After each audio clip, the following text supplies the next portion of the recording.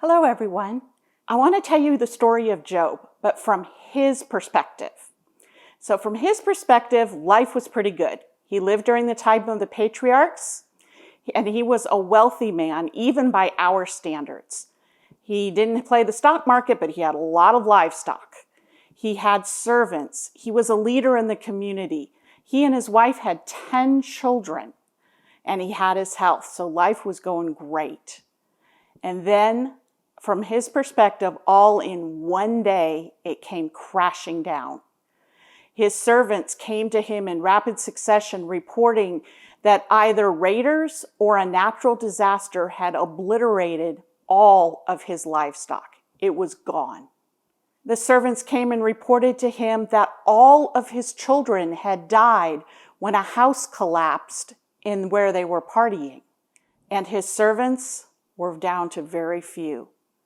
He was no longer a leader in the community, but as he endured these successions, one after another, all on the same day, his response was to worship God. Next, his body from head to toe became infected with sores that were oozing and painful. And at this point, he could no longer even be with his wife. So instead of sitting at the city gate, he now sat at the city dump. His wife told him to curse God and die, for she did not have the faith he did.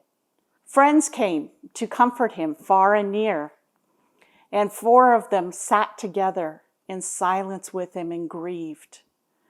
And then, in their attempt to comfort him, they started to try to understand why Job was going through this type of suffering.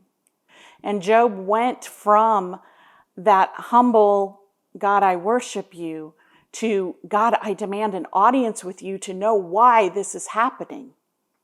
And then finally in Job 38, God responds. Now this is really interesting is what happens is because God does not address Job's suffering. He does not give any commentary onto what has been discussed between the friends, whether it was a philosophy or theology, and he does not give any explanation to what's going on. Instead, he asks over 70 questions of Job. Here's a sampling of a few from Job 38. Where were you, Job, when I laid the foundation of the earth? Tell me if you have understanding. Who determines its measurements? Do you know? And the seas, have you told them, thus far you shall come and no farther? Or back down in 18, have you comprehended the expanse of the earth? Declare it if you know it. And on through these 70 questions, he asks questions of all realms of science. You name it, and he has asked, and he has covered the expanse of all of creation. After God finished speaking, Job responded in humility and awe. Because even though none of his questions had been answered, he learned that you can have fellowship with God in and during suffering. So friends, here's what I say. When we are contemplating the whys and how longs and whatnot of our pandemic of the COVID-19 virus, you don't need to know the why. You just need to know the who. Because you see in the book of Job, the answer that God gave for the suffering was a greater revelation of himself.